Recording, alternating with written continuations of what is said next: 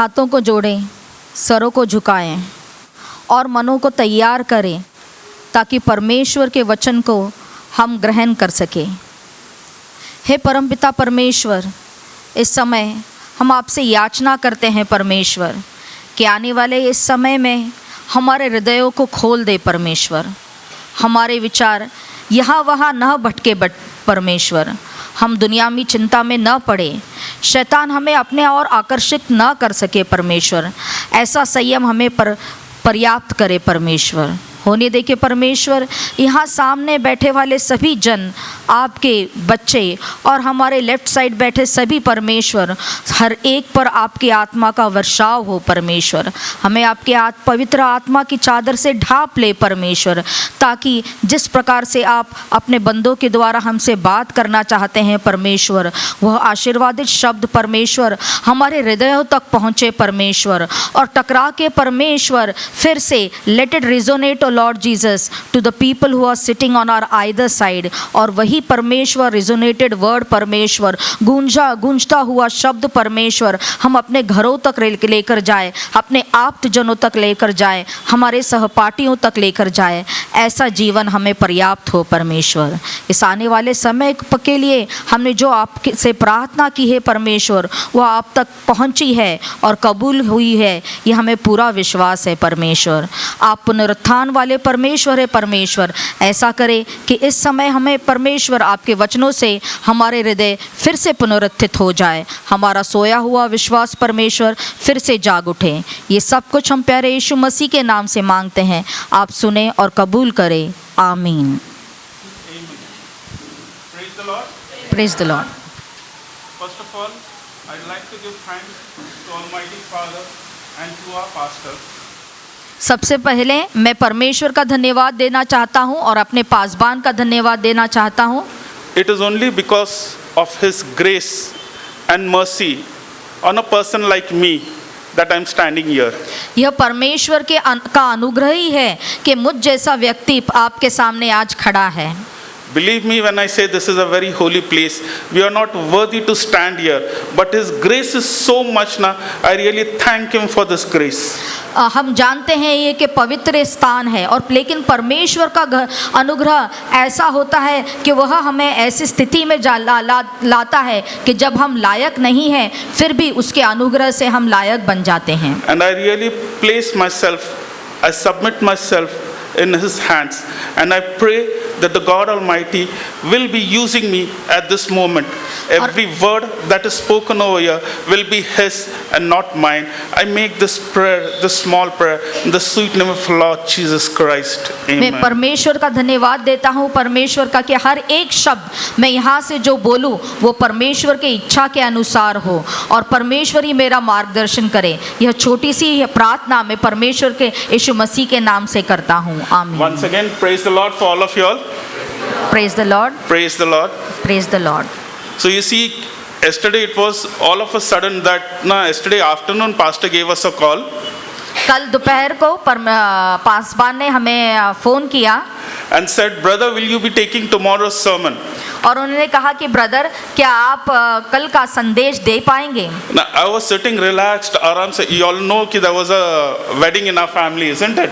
हाँ, आप जानते हैं कि हमारे घर में परिवार में शादी थी, और उस शादी के बाद हम थके हारे आराम से रिलैक्स कर रहे थे। Yesterday was the day when all the work was over. Means even the girl had gone to her in-laws place, and we said now everything is over. We'll just relax. और कल का दिन था, हम बहुत आराम कर रहे थे, और वो जो दुल्हन थी वो भी अपने ससुराल जा चुकी थी, तो हम बहुत आराम से बैठे थे। And there came pastor's call. It was like that speaking to Saul. Saul.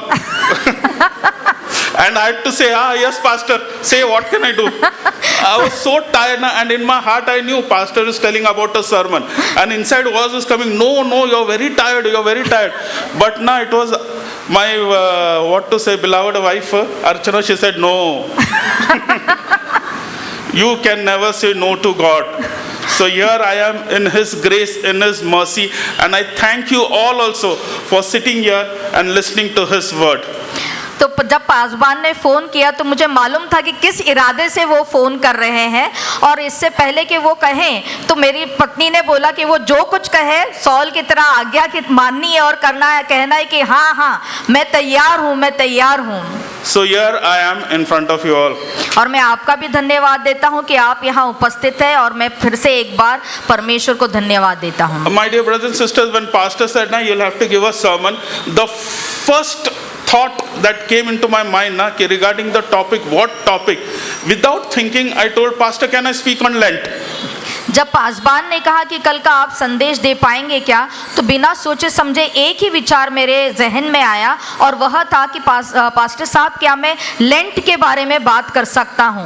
And pastor said, "Yeah, you can go on as it is. This is the season of Lent, so you prepare something on Lent." और पासवान ने कहा कि हाँ आप lent के बारे में बात कर सकते हैं, क्योंकि इस कुछ ही दिनों में हम लेंट में कदम रखेंगे, तो आप आगे बढ़िए, लेंट के बारे में ही बताइए। So whenever we talk about Lent, what is the first thing that comes to our mind? जब भी हम इस उपवास के दिनों के बारे में बात करते हैं तो सबसे पहली बात हमारे जहन में क्या आती है? In everybody's mind it might be coming. You know, what do you all think when you speak about Lent? जब भी हम लेंट इस सीजन का और इस मौके का शब्द इसका इस्तेमाल करते हैं तो आपके दिमाग में क्या बात आती है? है ना, क्या आता है? पहले तो क्या आता है? Very good, है ना? Fasting, उपवास करना, prayer, प्रार्थना है करना, ना, और charity. This is हाँ, और गरीबों की basic. मदद करना। Lent बोलो तो fasting and prayer. Right from childhood, Lent means fasting and prayer.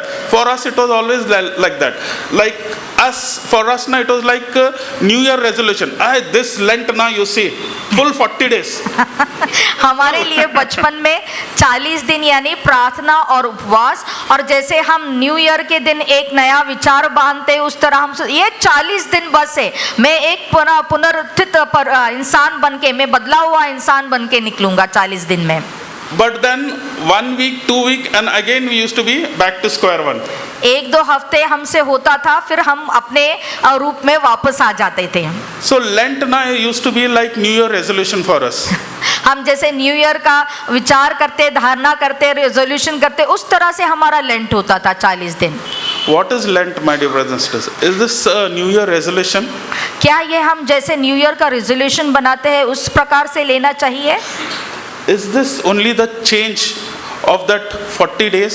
क्या यह सिर्फ 40 दिनों का वो बदलाव होना चाहिए, सिर्फ 40 दिन? Is this something like dieting? क्या ये डाइटिंग के रूप में लेना चाहिए? Lent is not about the change of that 40 days. It is the change of that lifelong change after 40 days.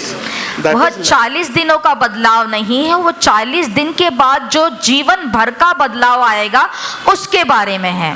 Lent is not just dieting, it is dying to sin and rising with God. वह सिर्फ dieting नहीं है, बल्कि वह पाप में मरना है और परमेश्वर के साथ हमेशा के लिए पुनरुत्थित होना है। See, what is this Lent? Now, if it would have been a festival, now, my dear brothers and sisters, we know what to do. What we do in festivals, we decorate the houses, we go for shopping, we buy cakes. But Lent, there is no shopping, there is no decoration, isn't it? प्यारे भाई और बहनों, अगर यह त्योहार के जैसा होता तो हम जानते हैं त्योहार कैसे मनाया जाता है। हम नए कपड़े खरीदते हैं, घरों को सजाते हैं, केक लाया जाता है, लेकिन लेंट में तो कोई शॉपिंग नहीं होती, कोई तैयारी नहीं होती भारी। So, what is this Lent? On this topic, my dear brothers and sisters, I've collected a few points which I'd like to let you all know about. तो यह लेंट का दिन, ये उपवास के दिन क्या है, इसके बारे में मैंने कुछ इंफॉर्मेशन इकट्ठा की है और वह मैं आपसे बांटना चाहूँगा। See, the basics. Lent is what? It is a 40-day period which starts from Ash Wednesday. It goes on till the Easter Triduum, that is before Maundy Thursday, Good Friday, Holy Saturday. It ends over here. So it is a period of 40 days of prayer, fasting and charity. तो यह lent का season क्या है? 40 दिनों का उपवास। वह शुरू होता है राखेचा बुधवार मतलब ऐश वेडनेसडे से और जाता है ईस्टर ट्राइडम तक मतलब मॉन्डी थर्सडे, होली सैटरडे और ईस्टर संडे। ओके, सो वह होली सैटरडे के पहले खत्म हो जाता है, तो ईस्टर ट्राइडम के पहले वह खत्म हो जाता है। यह 40 दिन का उपवास जहां हम उपवास करते हैं, प्रार्थना करते हैं और गरीबों की मदद करते हैं। It's a period where we turn away from sin and turn towards God. यह 40 दिन वह पीरियड है जब हम पाप से दूर हो जाते हैं, पाप से मुंह मोड़ लेते हैं और अपना मुख परमेश्वर की ओर कर लेते हैं। It's a simple definition. Okay, this is Lent. और यही उसकी परिभाषा है कि यही लेंट है। Lent season, which we call as. हाँ, लेंट का सीजन हम बोलते हैं ना। Okay, now let us go to the history. कि Lent, how it started. Okay. आइए अब पार्श्वभूमि देखते हैं कि लेंट कैसे शुरू हुआ, लेंट का सीजन कैसे शुरू हुआ। In the first and second century, Lent was not a period of 40 days. पहले और दूसरी शताब्दी में लेंट जो था ये 40 दिनों का अवसर नहीं था। It was a period of only 1 or 2 days of prayers and fasting just before Good Friday. और उस समय 40 दिन उपवास नहीं रखे जाते थे पहली और दूसरी शताब्दी में। उस समय ईस्टर के गुड फ्राइडे के 2-3 दिन पहले ही लोग उपवास रखते थे बस। But then in the 3rd century, what happened? The period got little extended. लेकिन तीसरी शताब्दी में क्या हुआ, ये 2-3 दिन से बढ़कर थोड़ा और लंबा हो गया। Why it got stressed? Because they started including baptism in their service. और यह बढ़ गया यह काल क्योंकि उस समय उन्होंने बैप्टिज्म इस प्रोसीजर को भी उसमें सम्मिलित कर लिया। So now what happened? Because of baptism, they started giving training to this new converts. They started giving them instructions about our religion, and they went into prayers and fasting. और इस समय क्या करने लगे, वह जो नए बच्चे हैं या नए लोग हैं जो बपतिस्मा लेने वाले हैं यीशु मसीह के नाम से, उनको उनकी पढ़ाई लिखाई शुरू होती थी। तो यहाँ जब उस तैयारी के लिए 40 दिन का उपवास करना शुरू किया गया।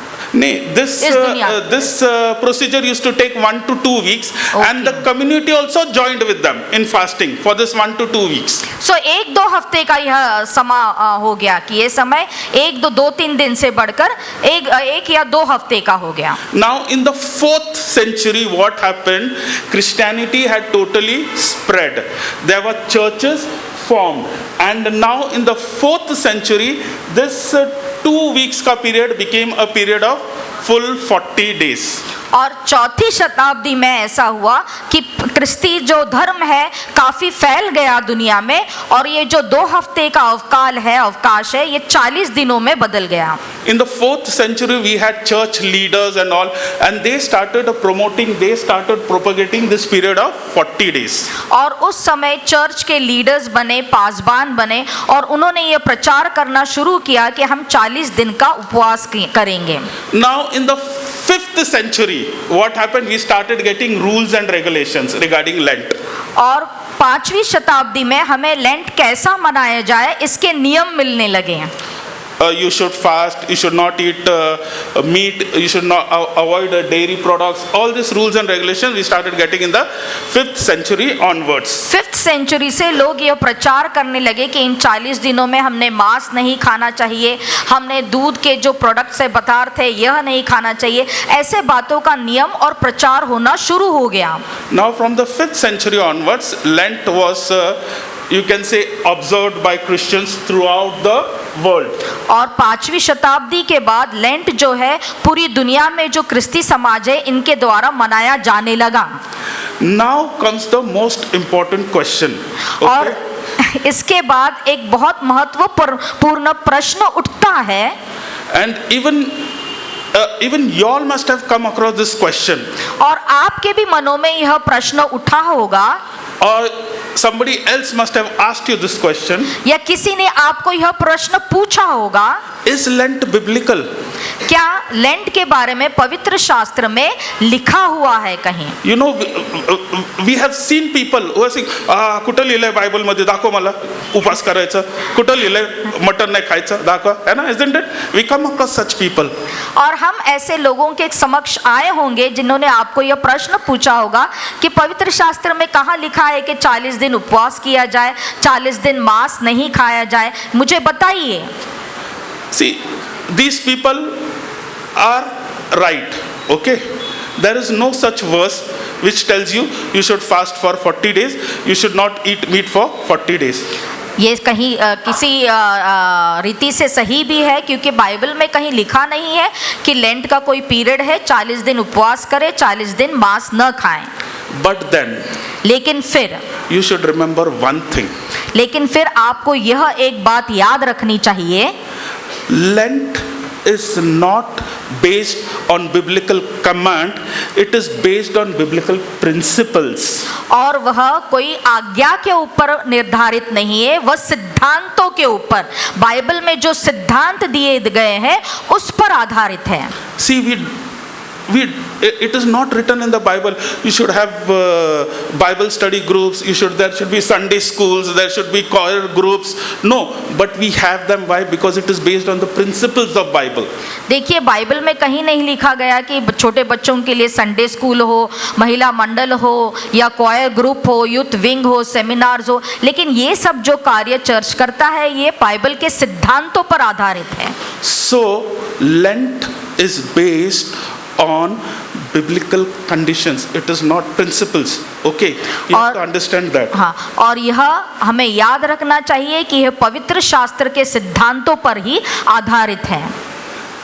Lent is such a thing that if you open the Bible, you will find it in the Old Testament, you will find it in the New Testament, and it is such a thing that it connects the Old Testament, it connects the New Testament, and it connects our present time also.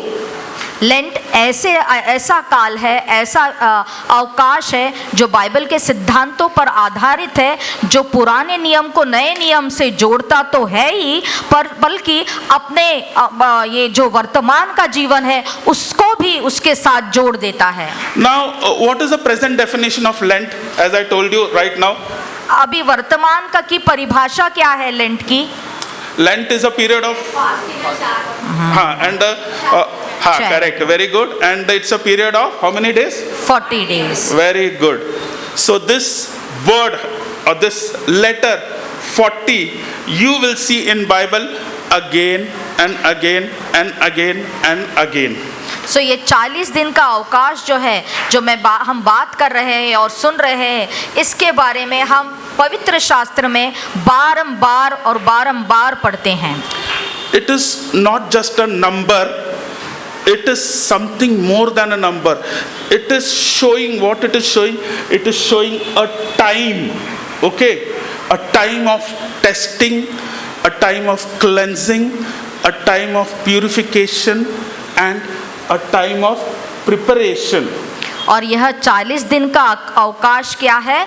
हमारी आजमाइश का दिन है, isn't it? हमारी तैयारी का दिन है और हमारे संयम का दिन है। See, in the Old Testament, it rained for 40 days and 40 nights. Okay? पुराने नियम में हम पढ़ते हैं कि 40 दिन और 40 रात वर्षा हुई। See how the connection is starting, okay? It rained for 40 days, 40 nights. It was a disaster for the world. It was a time of disaster. But for God, it was a time of cleansing. देखिए, वह 40 दिन और 40 रात वर्षा हुई। दुनिया के नज़र में वह पृथ्वी के नाश का समय था, लेकिन परमेश्वर के नज़र में वह पृथ्वी के पुनर्जन्म का समय था। Moses spent 40 days and 40 nights on Mount Sinai. Very good. It was a time of prayer and fasting for Moses. और मूसा ने 40 दिन और 40 रात प्रार्थना की, ओके, सिनाई के पर्वत में। वह प्रार्थना का समय था और वह समय था विश्वास का। Israelites wandered in the wilderness for how many years? 40 years. Very good. For Isra- 40 years. और इजरायली लोग 40 दिन उस जंगल में घूमते रहे। वह 40 साल का समय It था। was a time of complaints. It was a time of, fatigue and hunger. और वह समय था भूख का, थकान का और परमेश्वर से गुजारिश करने का। But what God was doing, for God, it was a time of forming Israel. It was building their trust. और परमेश्वर के लिए यह समय था इज़राइल का पुनर्निर्माण करने का, उसकी स्थापना करने का, इज़राइल की स्थापना करने का।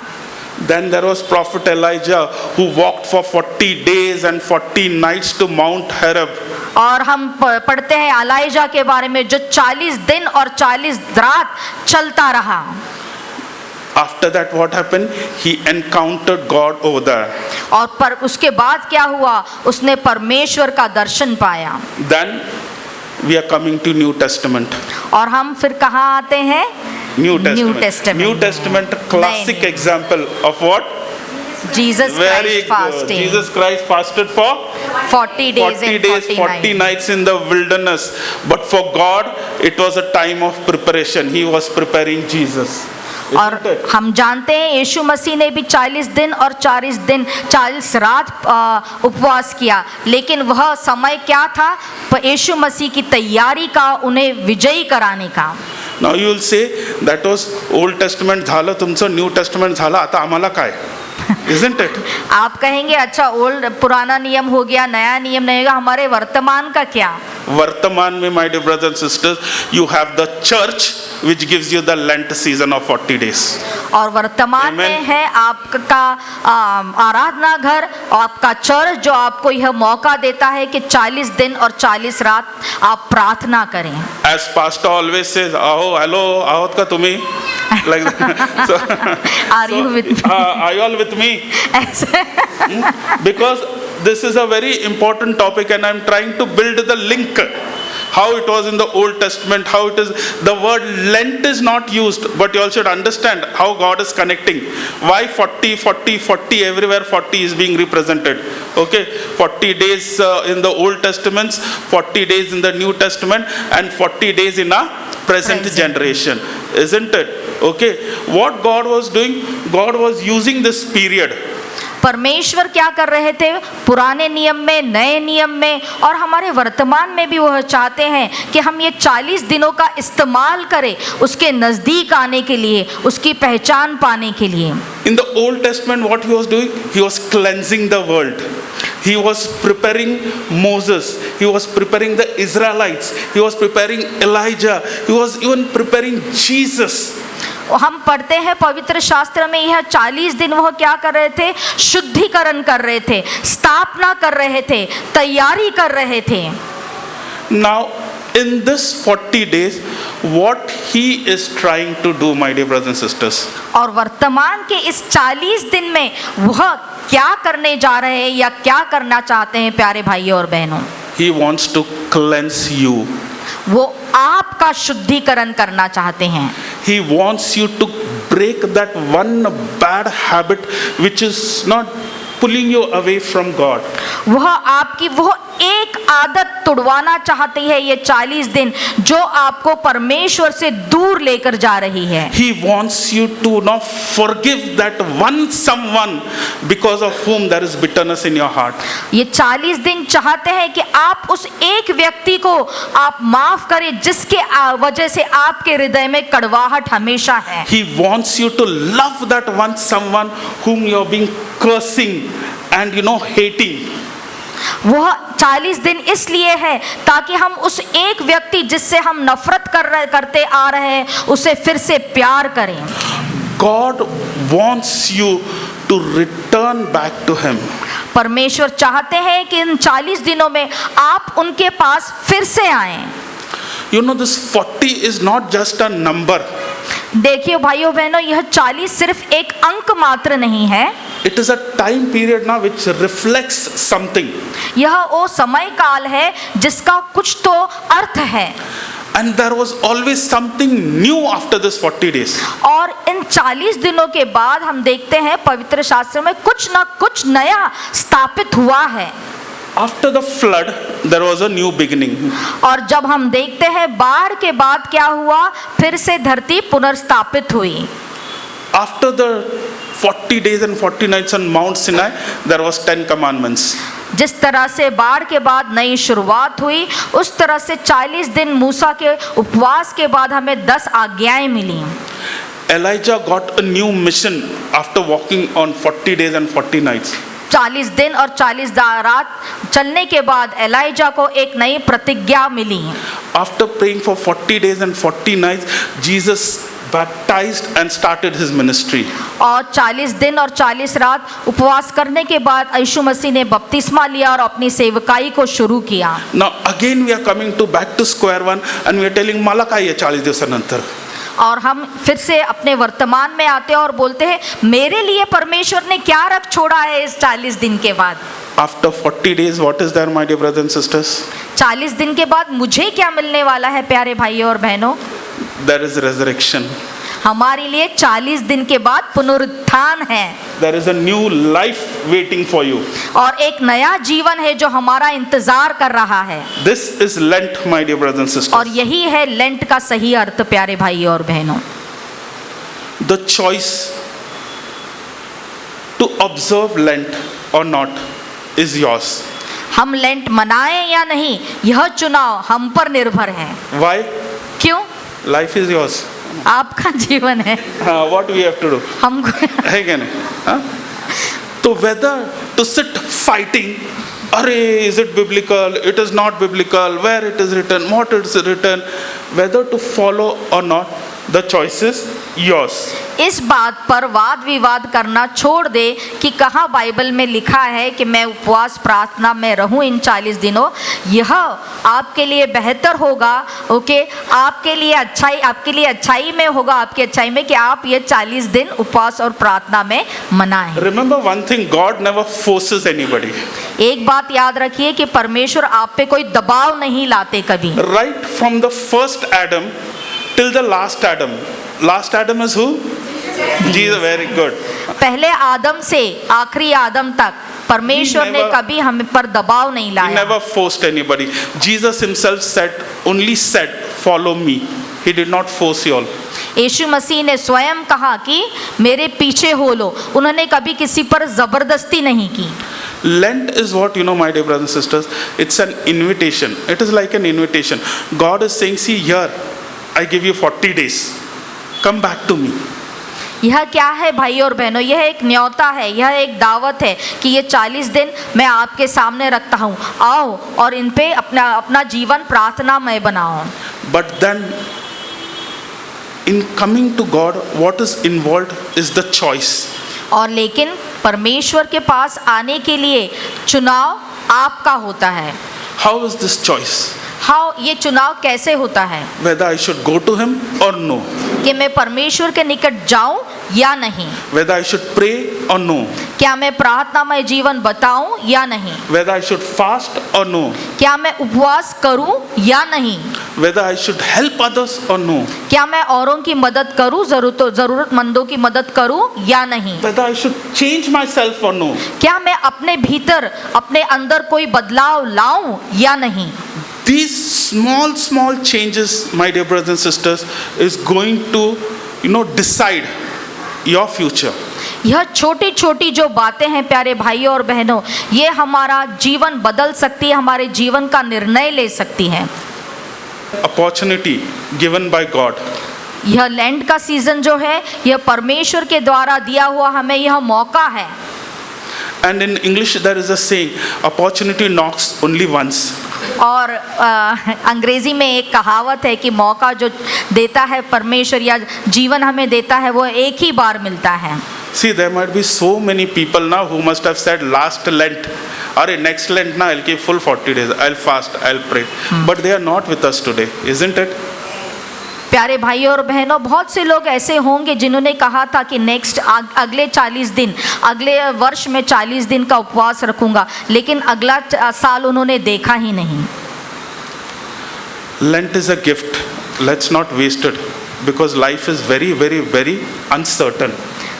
ये लेंट का जो समय है ये परमेश्वर के ने दिया हुआ हमें दान है और हमें मालूम नहीं कि कल क्या होने वाला है। Remember just one thing, that Lent is like a door which God is opening for you.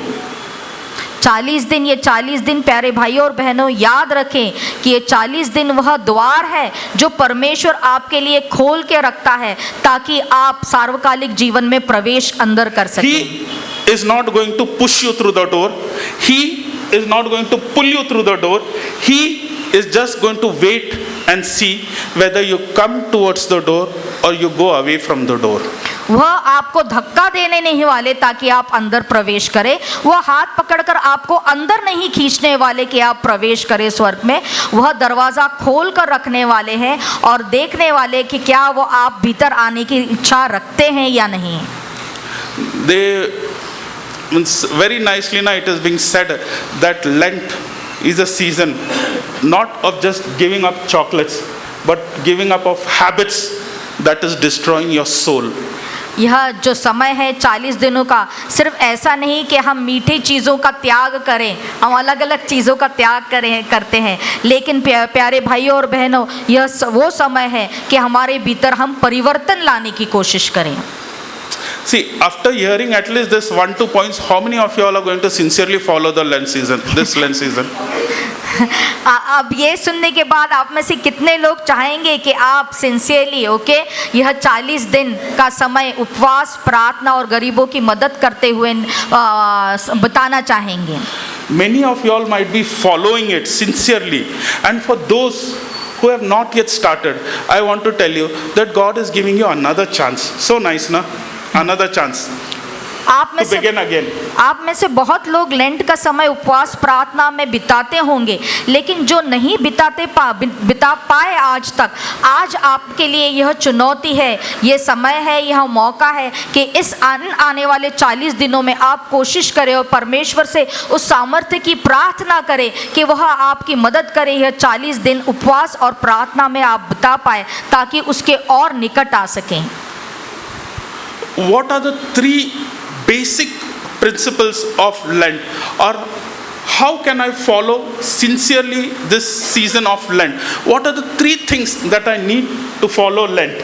यह लेंट का समय कैसे बिताना चाहिए, इसके 3 सिद्धांत क्या है जो मुझे मदद करेंगे कि ये लेंट का समय मैं कैसे बिताऊं, इन दिनों में अपनी जीवन शैली को कैसे रूपांतरित करूं। See, you search anywhere, there might be very big sermons and preachings and all that, but they all come to this basic point that there are only 3 principles that will lead you through the Lent. हम बहुत सारे संदेश सुनते हैं, बहुत सारे पवित्र शास्त्र के पाठ सुनते हैं जो इस विषय पर है कि लेंट कैसे मनाया जाए और ये लेंट का समय क्या होता है, लेकिन सभी का सारांश यही है कि ये लेंट का समय सिर्फ 3 बेसिक सिद्धांतों पर आधारित है। And you know what are these? Is repentance is also that, but prayer, प्रार्थना, फास्टिंग, उपवास एंड चैरिटी। ओके, मतलब गरीबों की मदद करना। Fasting and charity. There is a very nice article. It is called 3-1-1. Okay, 3-1-1. Okay. If you want to follow Lent, you have to follow 3-1-1. What is 3-1-1? 3-1-1. The 3 principles I told you all: prayer, fasting, charity. And one means follow that one habit which will take you towards God. And another one is leave that one habit which takes you away from God. So it is called 3-1-1. Okay? So यह एक सिद्धांत इस अंक पर आधारित है कि 3-1-1 मतलब उपवास करें, प्रार्थना करें, गरीबों की मदद करें, एक ऐसी आदत को अपनाएं जो आपको परमेश्वर के निकट लेकर जाती है, और दूसरा एक अंक है एक ऐसी आदत को छोड़े जो आपको परमेश्वर से दूर लेकर जाती है। इसलिए 3-1-1। And one more very interesting thing now I found out, which I really like to share with you all, कि from where these three principles came. और एक बहुत दिलचस्प बात है कि मैं जो आपके साथ बांटना चाहता हूँ कि ये तीन सिद्धांत आए कहाँ से. Now listen to this. This is the end of the sermon. Don't worry. Okay. आप इस पे ध्यान दीजिए. मैं एंड पर आ चुका हूँ और थोड़ी देर. Three principles. Okay. तीन सिद्धांत. Jesus was praying in the wilderness. What happened? यीशु मसीह जंगल में प्रार्थना कर रहे थे. क्या हुआ? वीराने में प्रार्थना कर रहे थे. क्या हुआ? Who came there? शैतान वहां आया. And what he did? उनको प्रलोभन दिया. Tempted. हाँ, उनको परीक्षा. प्रलोभन Tempted. दिया. कितना परीक्षा लिए? 3. पहला परीक्षा, ये लो पत्थर, इसको उसको रोटी बना दो. फास्टिंग. इसलिए ये पहला Fasting सिद्धांत comes from there. शैतान God आपको says, कहेगा. fasting brings discipline on your desires. So fasting यानी अपने आप को संयम में रखना. ओके, डिसिप्लिन में रखना. Fast from not just that bread. Fast from hating others. Fast from speaking negative about others. Fast from your mobiles. Yes, Isn't it? technology. Social media. ये एक चीज है जो तुमको परमेश्वर से इतनी दूर ले चुका है ना, हमें खुद को भी पता नहीं. हम उठते हुए मोबाइल के साथ, सोते हुए मोबाइल के साथ. Okay. So this is fasting. Second temptation. क्या है? What is the next temptation? Jump from here and the Lord will send his angels to, carry you. Okay, पहला सिद्धांत, पहली बात क्या है? शैतान ने क्या कहा? इस पत्थर को रोटी बना दे. तो परमेश्वर का चाहता है कि पहले हम रोटी को त्याग दें, भोजन को त्याग दें. इससे हमारे भीतर संयम निर्माण होगा, है ना. और सिर्फ खाने का, भोजन का संयम नहीं चाहिए हमें इस समय. ऐसी आदतों से हम दूर रहे जो हमें परमेश्वर से दूर लेकर जाती है. ऐसी आदतें जो ईर्ष्या है, नफरत है, ऐसी आदतों को हम छोड़ने की कोशिश करें. सो अपने अंदर, अपने भीतर ऐसा संयम निर्माण करें. और सबसे बड़ा प्रलोभन भोजन से ज़्यादा आजकल हमें मोबाइल का होता है. सो हम टेक्नोलॉजी से भी फास्ट रख सकते हैं, टेक्नोलॉजी से भी या सोशल मीडिया से दूर रख सकते हैं. हमें अपने आप को टाइम कर सकते हैं. अभी दूसरा, Next temptation, what he said, throw yourself and the Lord will send the angels to carry you. Here comes charity. सो दूसरा, Give yourself to others. Help others. और उसने क्या कहा कि यहाँ से कूद जा और स्वर्गदूत तुझे झेल देंगे. यहाँ से सिद्धांत आता है कि दूसरों की मदद के बारे में सोचे, ना कि स्वयं के उद्धार के The बारे Lord में, फायदे has के बारे में. sent us to carry others who are falling down. परमेश्वर ने हमें भेजा है ताकि हम दूसरों को उठाए जो गिर रहे हैं. And the third temptation was what? और तीसरा प्रलोभन, He tells, see all this I'll give you. You just सारी पृथ्वी का bow to अधिकार me. मैं तुझे दे देता हूँ. Here comes prayer. He says, only the Lord God Almighty is superior. You cannot bow before anybody else. So pray that your relationship with God is strengthened. वहाँ यीशु मसीह कहते हैं कि परमेश्वर ही सर्वश्रेष्ठ है. सो इस दौरान प्रार्थना करें कि हमारा जो संबंध है सिर्फ परमेश्वर से हो. हम सिर्फ परमेश्वर के निकट हो जो इस सृष्टि का अधिकारी है और ना किसी और के. See, you got from where these three principles came? अभी हमें So, पता चला ये तीन सिद्धांत You कहाँ see से आए. how Lent is interlinked, Molded, isn't हाँ. it? तो हम सीखते हैं कि किस तरह से ये संबंध एक दूसरे से जुड़ा हुआ है. Right from the Old Testament to the New Testament to our present state to the three main principles of Lent, prayer, fasting and charity, from where this three came, everything is interlinked. हम देखते हैं कि किस तरह से पुराने नियम से नए नियम तक और अभी वर्तमान तक यह 40 दिनों का जो अंक है किस तरह से हमारे साथ जुड़ा हुआ है. और ये जो तीन सिद्धांत हमने सीखे कि उपवास, प्रार्थना और गरीबों की मदद करना, ये कहाँ से आए हैं. In the end, I would like to tell you only one thing, my dear brothers and sisters. अंत में मैं आपसे सिर्फ एक ही बात कहना चाहूँगा प्यारे भाइयों और बहनों, कि no heart is so far from the Lord that it cannot be changed. कोई भी हृदय ऐसा नहीं है कि वह परिवर्तित ना हो और अपने परमेश्वर के निकट ना पहुंच सके।